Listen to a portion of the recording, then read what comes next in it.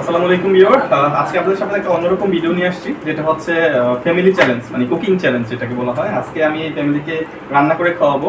কী কী রান্না করবো সেটা হচ্ছে চাইনিজ ভেজিটেবল, চিকেন কারি এবং হচ্ছে ফ্রাইড রাইস। আশা করছি ভিডিওটা খুবই ইন্টারেস্টিং হবে। আপনারা ভিডিওটা শেষ পর্যন্ত দেখবেন এবং ভিডিও দেখে আমার রান্না শিখবেন, কীভাবে রান্না করতে হয়, এবং ভিডিওটা অবশ্যই আপনারা এনজয় করতে পারবেন। সো ভিডিওটা আশা করছি শেষ পর্যন্ত দেখবেন।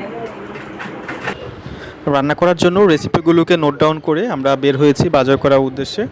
বাজারে যাচ্ছি। বাজারে গিয়ে এখন আমরা আমাদের প্রয়োজনীয় যে সামগ্রীগুলো আছে, আমাদের সবজিগুলো, সবজি প্লাস হচ্ছে মুরগি, আমরা এগুলো এখন কেনাকাটা করব কিছু। আমরা এখান থেকে মূলত নিব হচ্ছে গাজর নিব, আমরা টমেটো নিব, তারপর হচ্ছে বাঁধাকপি নিব, পেঁপে নিব, তারপর হচ্ছে ক্যাপসিকাম নিব, এগুলো, আর হচ্ছে একটা মুরগি নিব। মুরগির সাথে আরও কিছু মশলা নিব। মশলা নিয়ে হচ্ছে আমরা দেন আবার আমাদের রান্নার দিকে ব্যাক করব।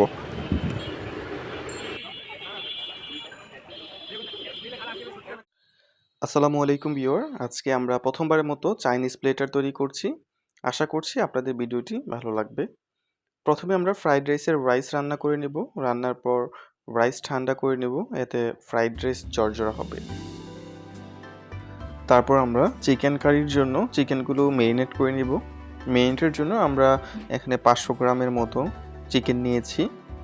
4-5 চামচ কর্নফ্লাওয়ার, 1 চামচ মরিচের গুঁড়া, হাফ চামচের মতো ব্ল্যাক পেপার এবং 1 চামচ আদা রসুন বাটা, স্বাদ মতো লবণ, 2 চামচের মতো সয়া সস এবং একটি ডিম দিয়ে ভালো মতো মেখে নিব।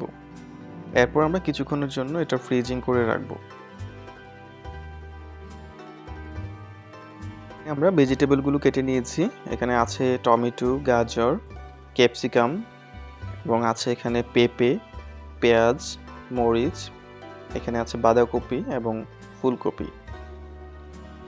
এখানে আমরা চাইনিজ ভেজিটেবলের জন্য আমরা ভেজিটেবলগুলোকে গরম পানি দিয়ে হালকা সিদ্ধ করে নিব। সেক্ষেত্রে পরিমাণ মতো লবণ দিয়ে আমরা ভেজিটেবলগুলো প্রথমে সিদ্ধ করব। সবজিটা রান্না করার জন্য প্রথমে আমরা প্যানে পরিমাণ মতো তেল দিয়ে নিব। তেল দেওয়ার পর তেলটা হালকা গরম হওয়ার পর আমরা এখানে রসুন কুচি এবং হচ্ছে আদা বাটা দিয়ে নিব। আপনারা চাইলে আদা বাটার পরিবর্তে আদা কুচিও ব্যবহার করতে পারেন। সাধারণত চাইনিজ ভেজিটেবলের ক্ষেত্রে আদা কুচিটাই ব্যবহার করা হয়, বাট আমরা এখানে আদা বাটা ব্যবহার করেছি। আদা বাটাটা দেওয়ার পরে আমরা এটা কিছুক্ষণ নেড়ে নিব এবং এটা যখন ব্রাউন কালার হবে তখন হচ্ছে আমরা ক্যাপসিকাম এবং আমাদের যে সবজিগুলো আছে সবজিগুলো দিয়ে আমরা ভালো মতো নেড়ে নিব। চাইনিজ ভেজিটেবলে সাধারণত চিকেন ইউজ করা হয়ে থাকে, বাট আমাদের চিকেন না থাকার কারণে আমরা এখানে ডিম ব্যবহার করছি।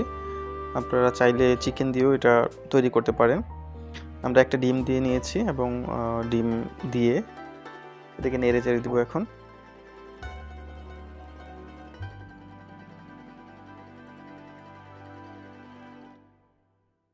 এখন আমরা সিদ্ধ করা সবজিগুলো দিয়ে নেব। সিদ্ধ করা সবজিগুলো দিয়ে আমরা 1 টেবিল চামচ ব্ল্যাক পেপার এবং 1 টেবিল চামচ সয়া সস দিব। 1 টেবিল চামচ সয়া সস এবং 1 টেবিল চামচ লবণ পরিমাণ মতো আপনারা দিবেন।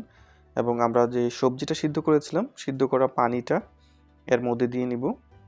এর মধ্যে দিয়ে কিছুক্ষণ আমরা নেড়ে চেড়ে দেন হচ্ছে আমরা কর্নফ্লাওয়ার 2-3 টেবিল চামচ পানিতে গুলিয়ে দেন হচ্ছে আমরা এটার মধ্যে দিয়ে 5 থেকে 6 মিনিট সিদ্ধ করে নিব এবং এর মধ্যেই আমাদের হয়ে যাবে চাইনিজ ভেজিটেবল। পানিটা ঘন হয়ে আসলেই আমরা বুঝতে পারবো যে আমাদের ভেজিটেবলটা হয়ে গিয়েছে। ইতিমধ্যে দেখতে পাচ্ছি আমাদের ভেজিটেবলটা অলরেডি হয়ে গিয়েছে। অনেক সুস্বাদু দেখতে। চাইনিজ ভেজিটেবল রান্না করার পর এখন আমরা চিকেন কারিটা রান্না করব। চিকেন কারি রান্না করার জন্য আমরা প্রথমে প্যানে তেল দিয়ে নিব। পরিমাণ মতো তেল দিয়ে নিয়েছি। এখন চিকেনটাকে ভালো মতো আমরা ফ্রাই করে নেব। চিকেনটা ভালো মতো ভেজে নেব। ভেজে নেওয়ার পর আমরা চিকেনের যে অবশিষ্ট তেলটা আছে, অবশিষ্ট তেলটা দিয়ে আমরা প্রথমে ভেজিটেবলগুলোকে ভেজে নিব। এখানে প্রথমে আমরা হচ্ছে আদা বাটা দিয়ে নিচ্ছি। আদা বাটা, রসুন বাটা, রসুন কুচি, এখানে রসুন কুচি দিয়ে আমরা কিছুক্ষণ এটাকে নেড়ে চেড়ে নিব। যতক্ষণ পর্যন্ত এটা ব্রাউন কালার হয় ততক্ষণ পর্যন্ত আমরা এটা নেড়ে নিব। এর সাথে আমরা পেঁয়াজ এবং মরিচ দিয়ে কিছুক্ষণ নেড়ে নেব।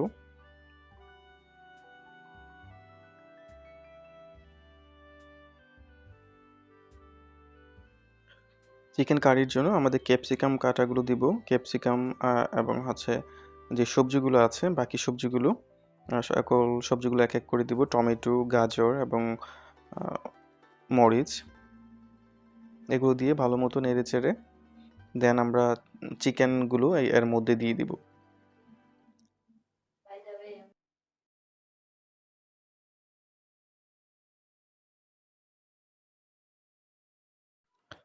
কিছুক্ষণ ভালো মতো নেড়েচেড়ে আমরা ১ টেবিল চামচ হোয়াইট পেপার দিব।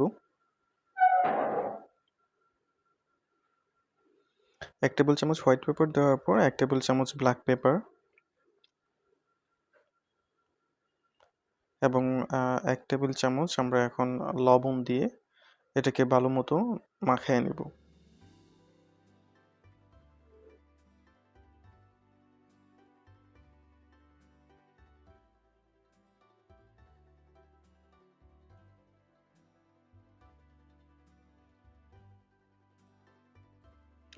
এটি সিদ্ধ হওয়ার পর আমরা ম্যারিনেট করা অবশিষ্ট পানি এবং কর্নফ্লোরের সাথে পানি মিশিয়ে আমরা চিকেন কারিতে দিয়ে দিব, যাতে চিকেন কারিটা দেখতে খুব সুন্দর হয়।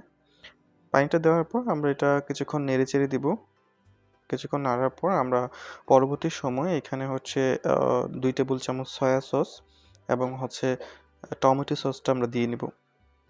টমেটো সসটা দিয়ে দেন আবার পুনরায় ৫ মিনিট আমরা এটা নেড়েচেড়ে এটা আমরা উঠিয়ে ফেলবো। আমাদের চিকেন কারিটা তখন অলরেডি হয়ে যাবে।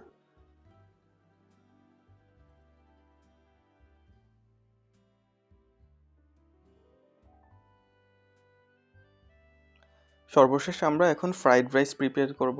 এর জন্য সর্বপ্রথম প্যানে পরিমাণ মতো তেল দিয়ে আদা বাটা, রসুন কুচি ভেজে নেব ১ থেকে ২ মিনিট। ভাজার পর এর সাথে গাজর, বাঁধাকপি কুচি, কাঁচামরিচ দিয়ে ২ থেকে ৩ মিনিট আমরা নেড়েচেড়ে নিব।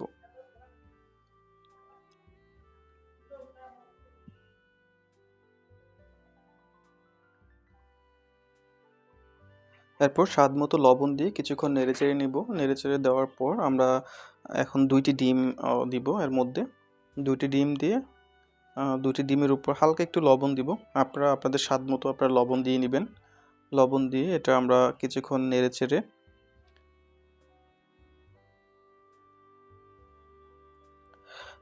নেড়েচেড়ে হাফ চা চামচের মতো আমরা ব্ল্যাক পেপার দিব। ব্ল্যাক পেপার দিয়ে সবজিগুলো ৬ থেকে ৭ মিনিটের মতো আমরা নেড়েচেড়ে নিব। নেড়েচেড়ে এটা সিদ্ধ করব।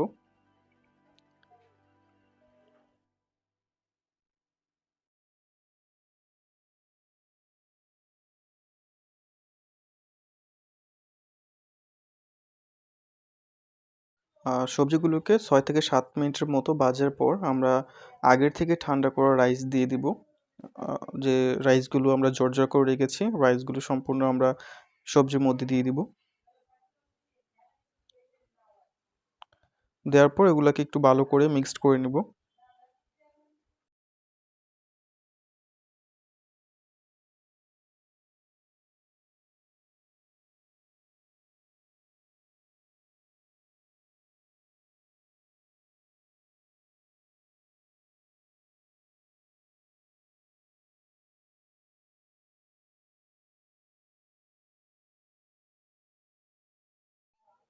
সবজির সাথে রাইস ভালো মতো মিক্সড করার পর ২ চা চামচের মতো আমরা সয়া সস দিব। হাফ চামচের মতো ব্ল্যাক পেপার। ব্ল্যাক পেপার দিয়ে এটাকে এবং পরিমাণ মতো লবণ দিয়ে এটাকে ভালো মতো নেড়েচেড়ে নিতে হবে।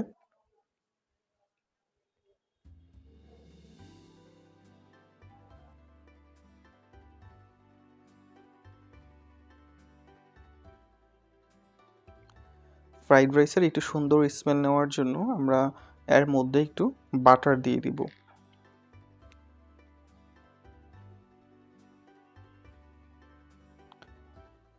একটু বাটার দিয়ে চুলার আঁচ কমিয়ে ঢাকনা দিয়ে ঢেকে রাখবো।